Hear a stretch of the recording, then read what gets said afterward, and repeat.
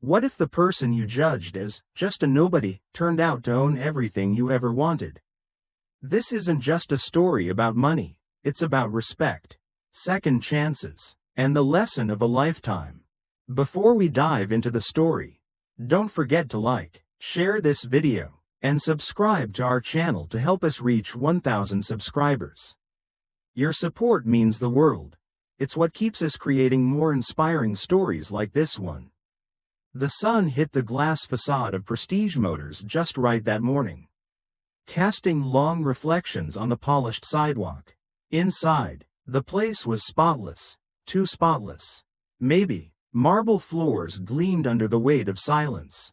The walls, mostly glass, weren't just architectural statements, they were meant to show off, to impress. Rows of luxury vehicles sat under soft lighting, like pieces of art no one was allowed to touch without permission. This wasn't a dealership built for browsing. It was built for those who didn't need to ask how much. Tina Roberts stepped through the glass doors with a quiet confidence that seemed to clash with her appearance. She wore jeans that had clearly been through more than one wash cycle and a plain white t-shirt tucked into them. Her sneakers had creases on the sides and little specks of dirt from her morning walk. Her brown hair was pulled back into a ponytail, neat but not fussy. She didn't carry a designer purse. No heavy jewelry, no fragrance cloud. No loud entrance, just Tina. She paused near the entrance, her eyes scanning the showroom. She wasn't here to browse or daydream. She knew exactly what she wanted, a specific car she'd researched thoroughly. A deep blue Azure coupe with fine leather interiors. She wasn't buying it for herself. It was for her sister, Caroline, who had just turned 40. After beating breast cancer last year, Tina wanted her to have something beautiful, something that would make her feel like every hard moment had been worth it. She didn't expect applause or attention when she walked in, but she also didn't expect to be ignored. From across the room, Mark Langston had already noticed her. He wore a tailored blue suit and a face trained to read people. Or so he thought. He made his way over with the kind of smile that didn't quite reach his eyes. "Can I help you, ma'am?" he asked, his tone pleasant but lined with assumption. Tina smiled politely. "Yes, I'm interested in the Azure coupe.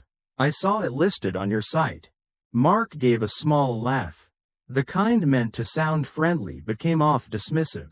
He glanced at her shoes, then her shirt. "Oh, the Azure. That's a limited edition, only a few available nationwide." He gestured vaguely toward the far end of the showroom but didn't move. "Might I suggest, just in case, you check out our pre-owned collection first?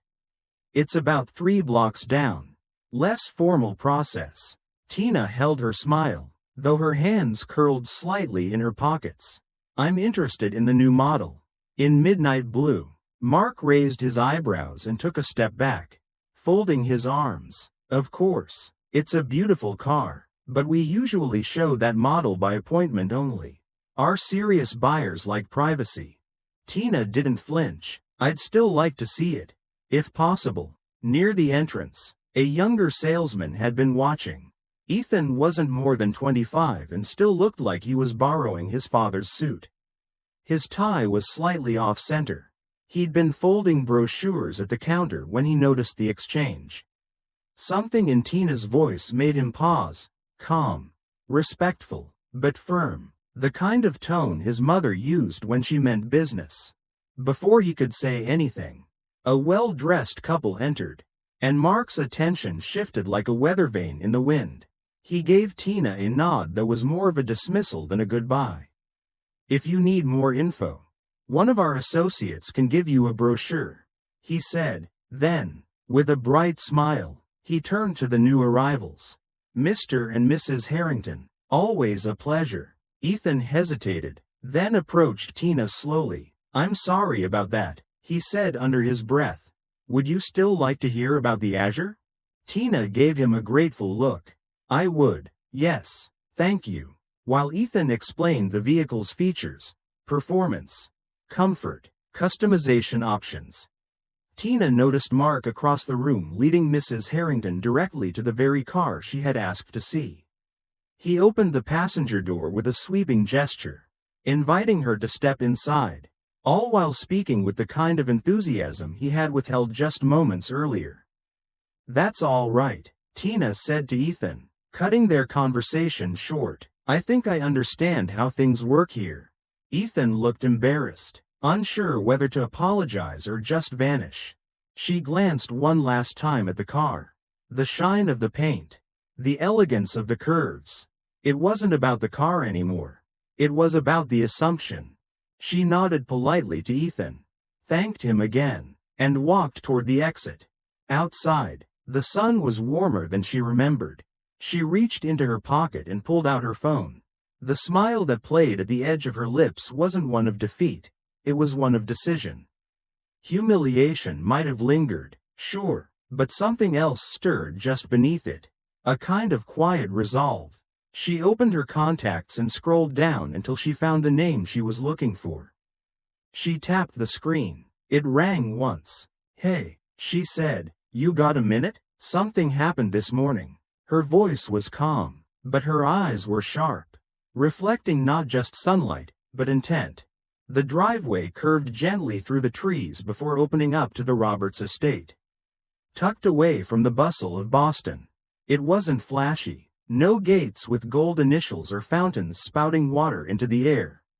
The house sat peacefully on a small rise, with wide porches, tall windows, and a view that stretched for acres. From the outside, it looked more like a retreat than a mansion, comfortable, warm, lived in. Tina stepped out of her car, gravel crunching under her feet, and paused before heading inside. The same woman who had been disregarded just an hour earlier now walked into a home that most folks would mistake for a high-end resort. The irony didn't sting as much as it used to. She was used to this kind of thing by now. But it still scratched something deep down. Victor was in his office, his back to the door, sleeves rolled up and eyes fixed on a design schematic glowing on his screen. The shelves behind him were filled with books. Not trophies, no framed headlines, just binders, tech models, and a family photo with Tina and her sister laughing on a beach somewhere in California. He looked up the second he heard her footsteps. "You're home early," he said gently, already pushing away from his desk. "Everything okay?" She gave a small nod, then looked down and exhaled through her nose. "Depends on your definition of okay."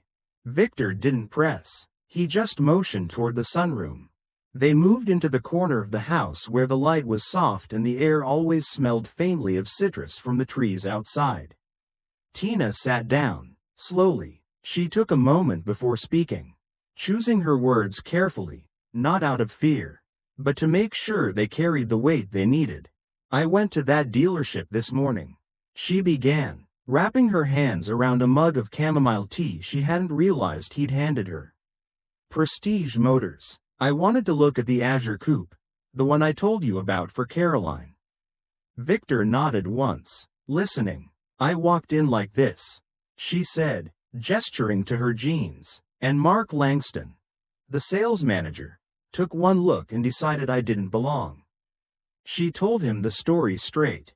No dramatic pauses. No raised voice, but her tone was clear, and there was a tremor under it, not from pain, but from something slower burning, something steady, something that had been building for years. Victor didn't interrupt. He sat across from her, elbows on his knees, hands clasped together, eyes fixed on her face. He lied, said the car was appointment only, told me to check out their used lot. Then a couple walks in, dressed like a catalog cover, and he practically rolls out the red carpet.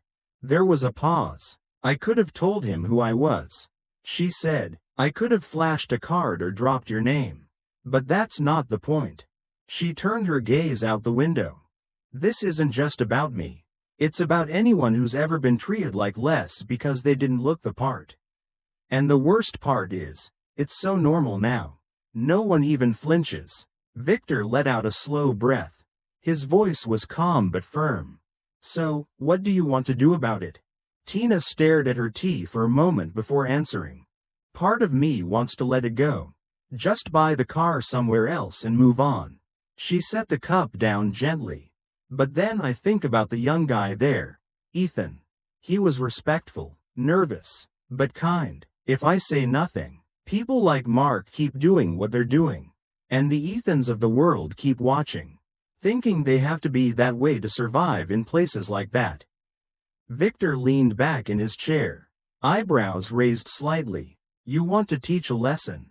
I want them to see what they don't even realize they're doing.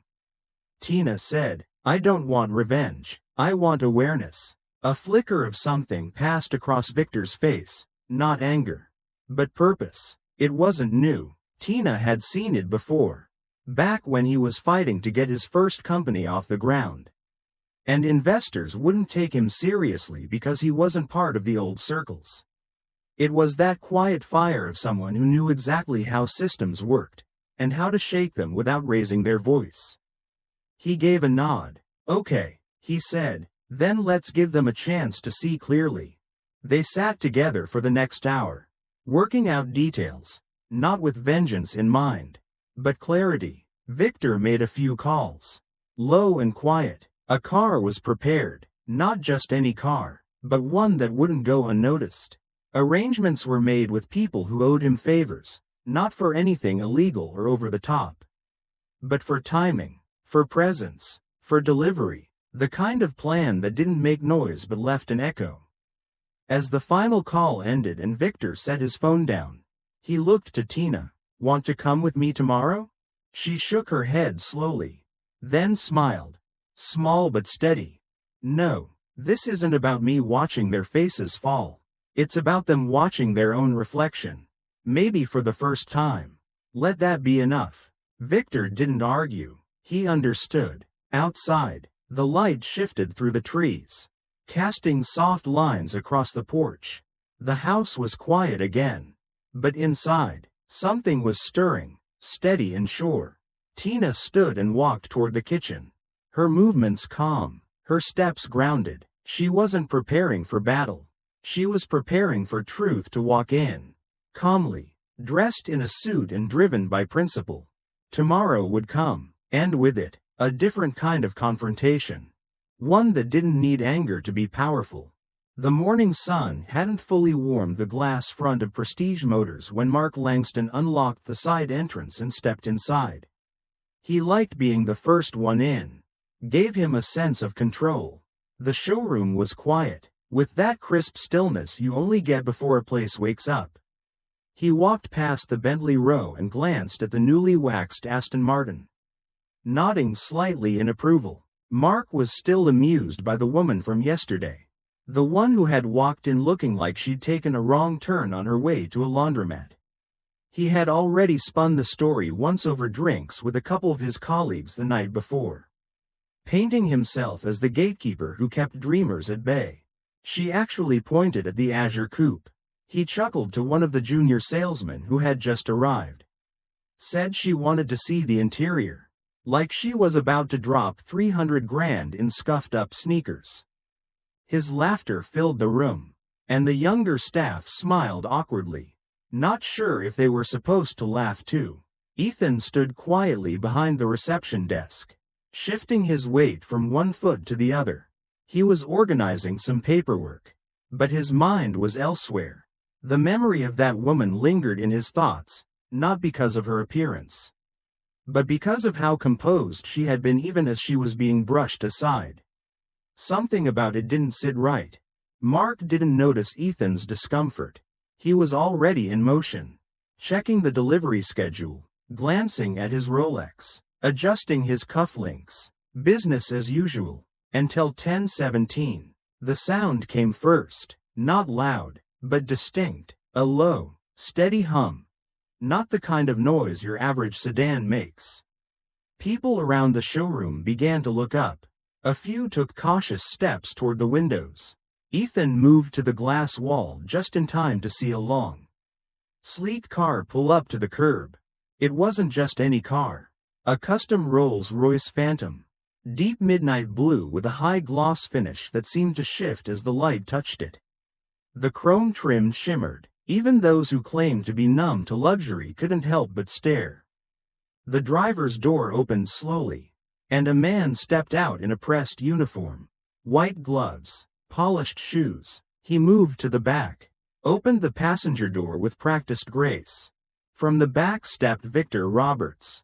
He didn't rush. He didn't need to. Every movement was calm, deliberate. His suit was tailored, but not flashy. No rings, no obvious signs of wealth. Just the kind of presence that didn't require introduction. He stood there for a moment, looking over the showroom like he was already inside it. Mark's instincts kicked in like muscle memory. He straightened his tie and strode toward the entrance, waving off another salesman who had moved too quickly. "I've got this one," he said under his breath, flashing his rehearsed smile as he pulled the door open. "Good morning, sir. Welcome to Prestige Motors. Mark Langston, sales manager. It's a pleasure to have you with us today." Victor offered a small nod as he stepped inside. "I'm here about a car," he said plainly. "Of course," Mark responded eagerly, already planning how to steer him toward the newest imports. "We just got a stunning Ferrari in last week. I'm interested in the Azure Coupe," Victor said, stopping Mark mid-sentence. "Midnight blue. My wife came in yesterday to inquire about it." There was a pause, just long enough for the air to shift. Mark blinked, his smile holding but his posture tightening. "Your wife?" he repeated, as if confirming the details might change the context. Victor's voice was calm, but carried weight. "White t-shirt, jeans, ponytail. You told her she might be better off at your used lot." Mark's lips parted, but nothing came out. A beat passed, then another. Behind them, Ethan drew a quiet breath through his teeth, his hands clenched at his sides. Mark finally spoke, though the words stumbled. There must have been some confusion. "Maybe." She was clear about what she wanted. Victor interrupted, and she was dismissed, repeatedly. Just then, Richard Reynolds entered from the hallway that led to the back offices. He spotted the growing crowd and made his way over, smiling professionally until he caught the tension in Victor's posture and the paleness on Mark's face. "Everything all right here?" Richard asked. Victor turned to face him. "I'm Victor Roberts. My wife visited your showroom yesterday and asked to see a specific vehicle. She was ignored and redirected based on how she looked. I'd like to know if that's a common practice here, or if your employee made a personal call." Richard's smile dropped. "I wasn't aware of the full situation. I believe I was briefly involved. But," Ethan took a step forward. "She was polite," he said, his voice steady but tight. "She asked directly. She even thanked me when I tried to explain the features. But she wasn't treated fairly. And everyone here saw it." There was silence, deep and unbroken. Even the background hum of the showroom music seemed to fade. Victor looked between the two men, letting the weight of the moment settle where it needed to. "Respect isn't a luxury," he said simply. "It's basic. And yesterday, this place failed to offer it." Mark swallowed hard, his face stiff and flushed around the collar. He opened his mouth again, but now he seemed unsure if there was anything left to say that wouldn't make it worse. Victor turned his gaze back to the car that had started this entire moment. "I didn't come here to argue," he said, "but I did come to make a point." And just like that, the mood in the room shifted from curiosity to consequence. The silence in the room felt thick, like the air had shifted weight. Richard Reynolds stood a few steps behind Mark, his polished shoes unmoving on the tile floor. His lips parted, but no sound came out for a moment. His face had that look, tight around the eyes, color drained just enough to notice. It was the look of someone realizing too late that something had slipped through their fingers. When he finally did speak, the words came out slow and measured. "This certainly doesn't reflect our values here at Prestige Motors."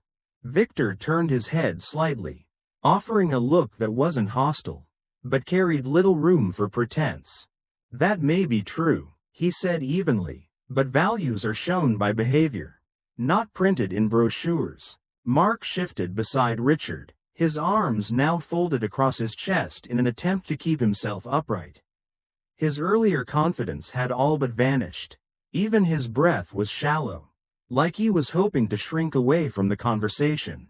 Victor paused, letting the moment settle before continuing. I came here today because I intended to purchase one vehicle, but I also came with the intention of replacing our company's fleet, 7 new models in total. It's something I've been planning for months. We've outgrown the current set, and I prefer to keep things local. He looked around the showroom, letting the staff hear what they already suspected. But after what I've witnessed, he added, his voice calm but deliberate, I'm reconsidering that decision. You could feel it land, not just with Mark or Richard, but with the entire sales team now standing in awkward stillness, listening from behind columns and counters, pretending not to be watching. Victor didn't linger on their faces. His attention returned to Ethan, who had stepped back after his earlier statement but remained close. You stood up when it mattered, Victor said. You treated my wife with dignity even when no one else did. I'd like you to handle this purchase, and any future ones. Ethan blinked. For a moment, it didn't register that Victor was talking to him. Then he straightened up quickly, his voice almost catching in his throat. Yes, sir, of course. Thank you. I'd be honored. Mark's jaw tightened. His arms dropped to his sides slowly. There was a flicker of something in his expression, not just shame, but a realization creeping in, the kind that makes your palms go cold. Victor wasn't finished. He turned back to Richard. Now, I'm not interested in making a scene or dragging this into headlines. But if you're truly interested in repairing the damage here, and I mean more than a customer complaint, there are a few things I suggest.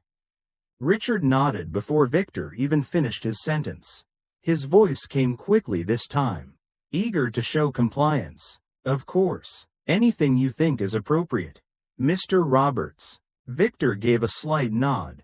First, I'd like Mr. Langston to volunteer at our foundation's upcoming gala. It's not a punishment. It's an opportunity to spend time with the families we support, the children we advocate for. We always need extra hands. Setting up chairs, helping the kids, listening to stories. Mark opened his mouth, but nothing came out. His tongue pressed against the inside of his cheek like he was holding something in. Victor didn't wait for a response. Second, he continued, I'd recommend unconscious bias training for your staff. I can connect you with people who do this work well, but only if you're serious about change. Richard nodded again. More slowly this time. His face had softened, just slightly. We are serious, he said. We'd appreciate the connection.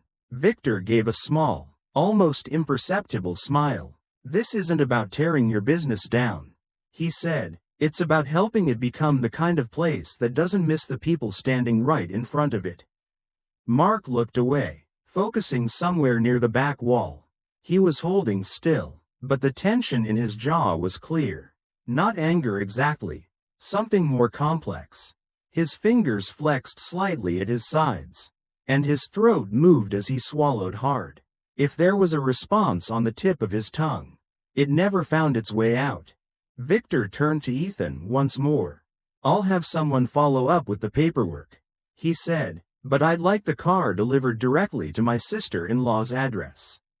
We'll provide the details. Yes, sir. I'll take care of everything, Ethan replied, his voice steadier now. Victor nodded once, then glanced at Richard and Mark one final time. Don't forget what just happened here, he said, not because it was uncomfortable, but because it revealed something worth fixing. With that, he turned toward the door.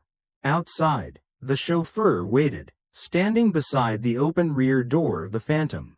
Victor walked slowly, like a man with nothing to rush for, but everything under control. The showroom stayed quiet even after he left. No one reached for a phone. No one moved toward the sales desk. Just quiet breaths, shifting shoes, and a lingering weight that no one seemed eager to lift. Inside his office, Richard sat down at his desk, the leather creaking slightly. Across from him, Mark remained standing, arms still by his sides. He looked down for a moment, then slowly met Richard's eyes. The look said more than words could manage. Something had cracked. Now it was up to them to decide if they would patch over it, or rebuild from it. The lobby of the Grand Boston Hotel didn't sparkle with chandeliers or glittering gowns that evening. Instead, soft music floated through the air and colorful handmade signs lined the entrance, each drawn by children from the Roberts Hope Foundation. There were no paparazzi, no red carpet, just people. Parents holding hands with their kids. Therapists hugging families they hadn't seen since last year. Volunteers in matching polos greeting guests with quiet smiles. It felt more like a reunion than a gala. Mark Langston stood just inside the entrance, a clipboard in one hand, a name tag pinned slightly crooked to his shirt. The volunteer uniform wasn't something he ever imagined wearing. Khakis, a navy polo with the foundation's logo stitched above the heart, and sneakers that were built for movement instead of style. He'd spent the first half hour adjusting his collar, tugging at the hem, and glancing around like he didn't know where to stand. The room felt foreign, not because of its layout, but because no one seemed concerned with appearances. His first task was folding chairs. After that, he'd been assigned to help direct families to their seating areas and assist kids needing extra mobility support. Each time he bent down to pick up a napkin or reached to hold a door, part of him still thought about what the sales team back at Prestige Motors would say if they saw him. But the longer he stood there, the less it mattered. It wasn't immediate. He didn't suddenly feel like a changed man. But something quiet started to chip away at the wall he'd built over years in sales. It began with a boy named Leo, who used crutches and insisted on helping another child who had dropped a toy. Then came a girl named Mia, who used a voice amplifier to give a short welcome speech that left the entire room standing in applause. As the evening rolled on, Mark stopped checking his watch. He helped adjust projector cables. He passed out water bottles to kids returning from an adaptive rock climbing demo. No one thanked him like he was doing anything special. But no one ignored him either. For once, he wasn't being evaluated, he was just part of something. Later, he was assigned to assist with the adaptive basketball demonstration. That's where he met Thomas. Thomas was 10, maybe 11, with glasses that kept slipping down his nose and a grin that made you think he was up to something even when he wasn't. His wheelchair had stickers on every surface, some faded, some brand new. He wore a jersey 2 sizes too big and held a basketball like it was an extension of his arm. Mark was supposed to help pass balls and keep things organized. But Thomas had other plans. "You dribble like a dentist," the boy said after watching Mark attempt to bounce past the ball.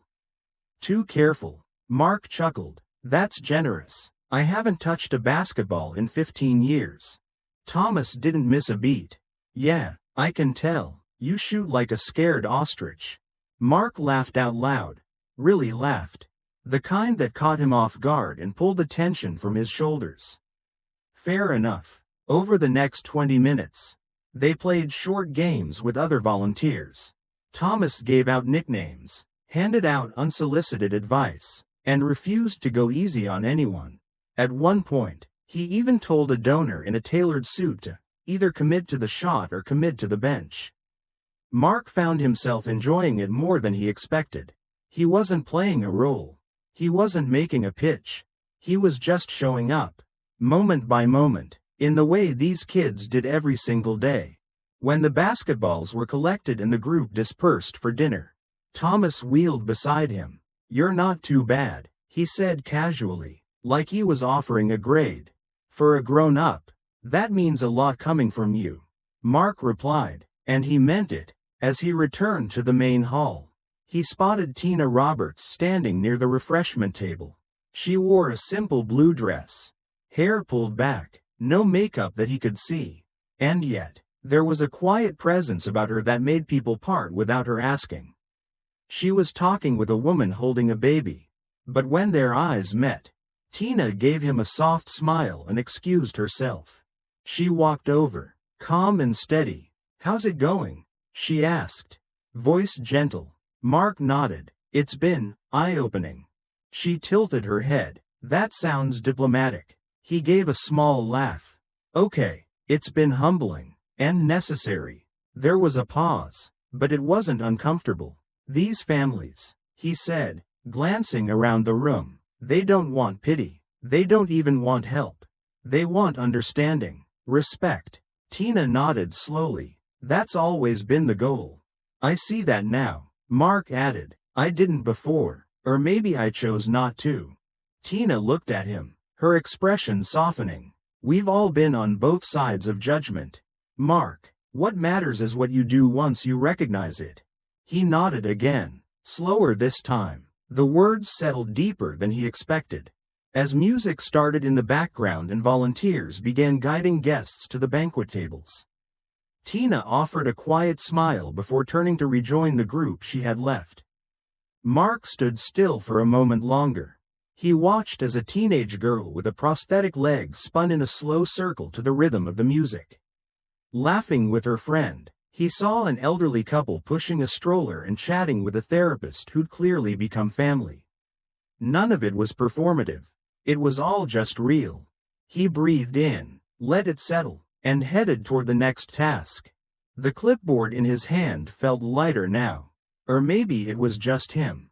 As the last of the guests found their way to dessert tables or gathered for photos, the main ballroom quieted just enough for soft music and low conversation to take center stage. Mark stood near the hallway that led to the side terrace, watching a boy balance a cupcake on his knee while telling a joke to a group of volunteers. There was something calming about the way everything was winding down, the kind of peace that follows a long day done right. He noticed Tina near one of the doors, thanking a group of parents. She wore the same calm presence she'd had earlier, like she was always quietly absorbing the room without needing to command it. Mark hesitated only a second before walking over. "Do you mind if we talk for a minute?" he asked. Tina glanced up, then nodded toward the terrace. "Of course." They stepped outside. The evening was mild, the city lights in the distance softening the skyline. A few paper lanterns hung from the railing, swaying slightly in the breeze. Mark leaned his hands on the railing, then turned toward her. His voice was quieter now, with none of the practiced inflection he used back at the dealership. "I've already said I was sorry," he began, "but I don't think I fully understood what I was apologizing for until tonight." Tina waited, giving him space. He let out a breath. "When your husband showed up at the showroom, I thought I was facing a customer complaint, something that would blow over if I kept my cool. But watching this event, seeing these kids, hearing their families, it's different." He paused again, looking down at his hands. "I judged you because I thought you didn't belong. But it turns out, I was the one who didn't belong in the mindset I'd built for myself." Tina's face softened. There was no trace of anger, no lingering resentment, just a steady patience in her eyes. "The apology matters," she said gently, "but not as much as the lesson. We live in a world where image sells more than substance. But that doesn't mean we have to play by those rules. The world needs fewer polished pitches and more people who listen." Mark nodded slowly. "I'm tired of pretending to know everything. Tired of thinking that looking successful is more important than being decent." For the first time in a long while, he felt like he wasn't performing. No defense, no spin, just truth. Footsteps approached from behind. Victor stepped onto the terrace, hands in his pockets, relaxed. "Didn't mean to interrupt," he said, "just wanted to catch you before we left." Tina smiled and stepped aside slightly to let them speak. Victor turned to Mark. "I thought about something you said earlier, about not belonging. That's not fixed in a moment. But progress happens when you step toward better, not just away from worse. Mark met his gaze, unsure of what to say. Victor continued, "That fleet I mentioned, the vehicles we didn't end up purchasing because of how things went down." Mark nodded, his voice quiet. "Yes, I remember. We're still in the market." Victor said, "It's been a busy quarter. Expansion is back on the table. And, if you're ready, I'd like you to handle the transaction." Mark's eyes widened. "Me?" Tina stepped in again. "Daniel told us you've been mentoring him. The change hasn't gone unnoticed." "Mark, it's not just about a mistake, it's about what you've built after it." For a moment, Mark was speechless. The weight of their trust hit him square in the chest. He had spent most of his career trying to impress people with polish and control. This, being seen for effort, for growth, was a different kind of reward. He swallowed hard. "I would be honored," he said, and he meant every word. They stood there in the cool evening, a quiet understanding between them. But the impact wouldn't stop there. In the weeks that followed, Mark kept showing up, not just for the car deal, but for the foundation. He helped organize their next event, this time without a clipboard. He coordinated volunteers, learned how to work the AV system, even stayed late to help clean up folding tables. At Prestige Motors, he started holding short weekly meetings with the sales staff, not about quotas, but about listening, about how assumptions cost more than they earn. Ethan became his right hand, not because he was the loudest, but because he'd spoken up when no one else had. Mark also reached out to a local nonprofit specializing in diversity and inclusion training and helped bring them in for the first of what would become regular sessions at the dealership. He didn't broadcast any of it. No social media posts, no awards or framed certificates. He just changed, bit by bit, and every time he passed the spot in the showroom where Tina had stood that day, where he had dismissed her without even trying to see her, he paused. Not out of guilt, but as a reminder. Growth, after all, isn't a moment, it's a decision you keep making. By early spring, the glass doors at Prestige Motors no longer reflected just polished cars and tailored suits. They reflected something subtler. People began to notice, not all at once, but gradually, like a fog lifting off a lake when the sun finds its way through the trees. It started with small things. A shift in tone, the way customers were greeted. The pace slowed a little, not from laziness, but because staff were learning to pay attention. Inside the showroom, the layout hadn't changed, but the energy had. The long rows of high-end vehicles still sparkled under the soft lighting. But now the space felt more accessible, a place where curiosity wasn't met with suspicion, where questions didn't need to be cloaked in formality to be taken seriously. Behind that change was Mark. He didn't talk about the past much. There were no speeches, no stories shared over morning meetings about his personal turning point. He simply showed up differently. He asked more questions and spoke a little less. When new staff joined, he trained them himself, not on how to close, but how to see, how to catch the hesitation in a customer's voice and slow down instead of pushing forward. Bias training was now part of every employee's quarterly schedule.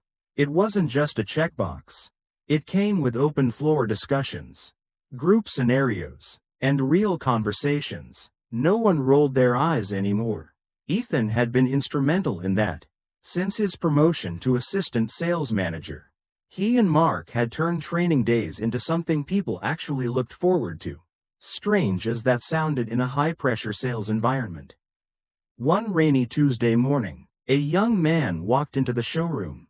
His hoodie was damp around the shoulders, and his sneakers left faint marks on the floor.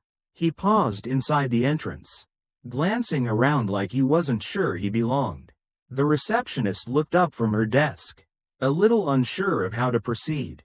One of the newer sales associates spotted the man and walked over, hands in his pockets. "Hey, bud," he said, keeping his tone casual. "You looking for someone?" The young man pointed at a silver Bentley on display. "I saw that car online. Wanted to see it up close." The salesman gave a polite smile, the kind that masked hesitation. "That's one of our higher-end models. You might want to check out our pre-owned selection across the way. Just depends on what you're in the market for." Before the conversation could drift further, Mark appeared beside them, carrying 2 cups of coffee. He handed one to the new associate, then turned to the visitor. "Good morning," he said warmly. "You picked a good day to stop by. That Bentley just got detailed yesterday. Let me show you something you might not see online." The young man blinked, clearly surprised. "Really?" Mark nodded. "Absolutely. Doesn't matter what brings you in. We treat everyone the same around here." He turned and began walking toward the car, leaving space for the customer to follow without pressure. The young man hesitated, then smiled and walked after him. The new associate stayed back, watching the two of them from across the floor. A moment later, Ethan walked up beside him. "That's how we do it now," he said quietly. "Stick around. You'll see why." Outside of work, the ripple continued. Mark had stayed involved with the Roberts Hope Foundation, helping coordinate transportation and logistics for their outreach events. He wasn't looking for praise, he just kept showing up. And when a local elementary school wanted to bring in speakers to talk about empathy in the workplace, it was Ethan who suggested they send Mark. Not because he was perfect, but because he was honest about what he used to be, and what he chose to become. Word got out. A small piece in the local paper turned into a human interest segment on the evening news. The headline read, "The dealership that learned to see." There was footage of Ethan reading storybooks to a group of kids at the foundation. Shots of Mark laughing beside Thomas at a charity basketball event. The camera caught one customer saying, "I walked in expecting to be judged. Instead, someone offered me water and asked what brought me in today. That's all it took." At home, Tina and Victor watched the story unfold quietly. No one in the segment mentioned their names. There were no interviews with them, no quotes pulled from press releases, just glimpses of the impact they had helped spark without stepping into the spotlight. Tina turned the volume down as the segment ended and leaned back on the couch. "You know," she said thoughtfully, "not all change needs noise. Sometimes it happens where ego used to live, in silence, in spaces where people finally feel seen." Victor looked over at her, then nodded. "And the lessons that cost the most," he said, "those are the ones that stay with us.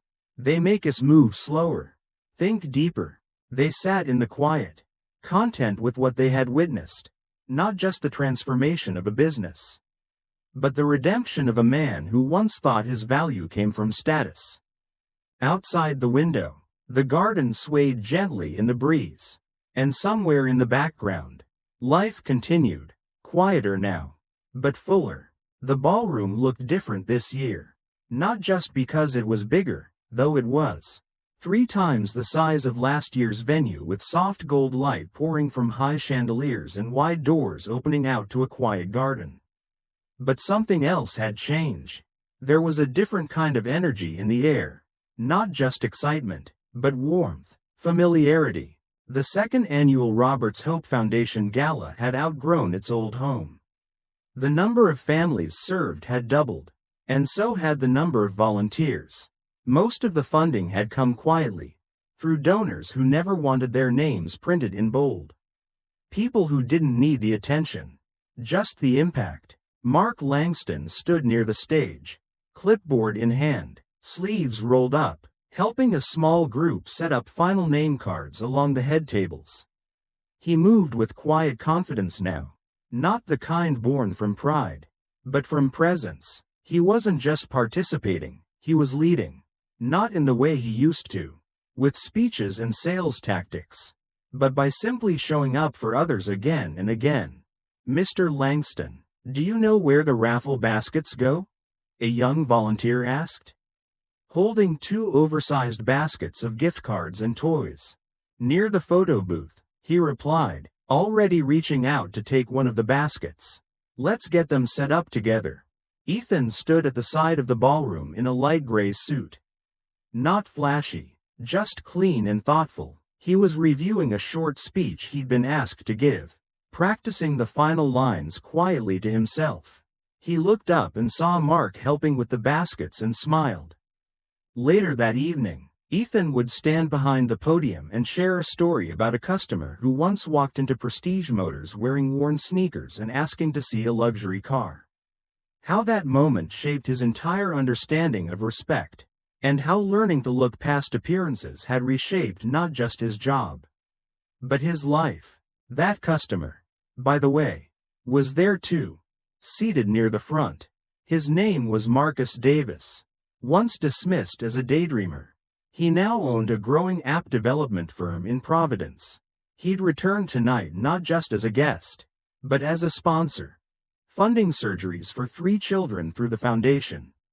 When asked how it felt, he simply said, "Someone gave me a chance. Now I want to pass that forward." From the side of the room, Tina watched all of it unfold. She stood beside the buffet table, sipping something warm and herbal, her expression soft. She didn't say much. She didn't need to. The way her eyes scanned the room, the laughter, the small reunions, the quiet moments between kids and volunteers, told you everything you needed to know. A familiar sound rolled in beside her, wheels on carpet.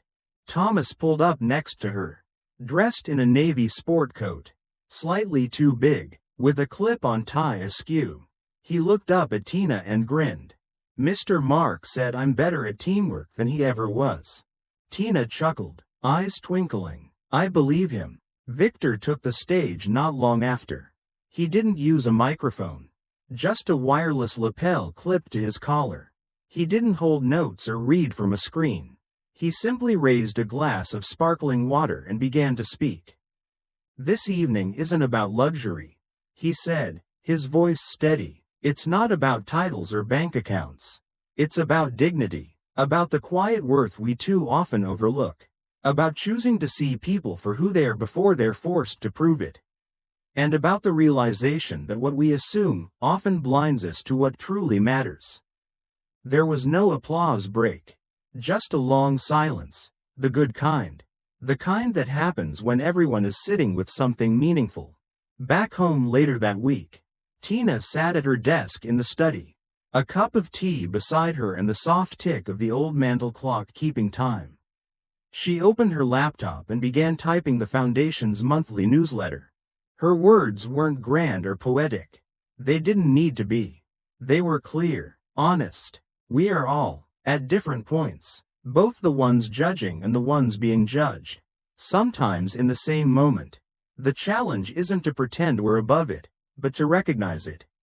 And choose better, choose slower, choose kinder. We're not meant to be perfect, just willing. She paused, then added, to listen more, to look deeper, to choose respect, not assumption.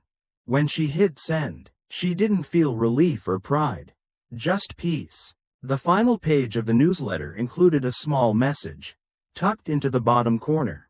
Have you ever judged someone too quickly? Or been underestimated yourself? Your story might help someone else see with new eyes. Share it, because worth isn't worn, it's lived. And with that, the story that began in silence ended in something stronger, a call to truly see each other. Sometimes, the real transformation doesn't happen in boardrooms or headlines. It begins in the quiet moments when someone chooses to see differently. What about you? Have you ever caught yourself making a quick judgment, only to realize later you were wrong? Or maybe you've been on the other side, misjudged by how you looked, spoke, or dressed. We'd love to hear your story in the comments. Your voice might be the reminder someone else needs today. And if this story moved you, make sure to subscribe to Covert Truths so you won't miss what's coming next. Because the truth, it's often hidden in plain sight.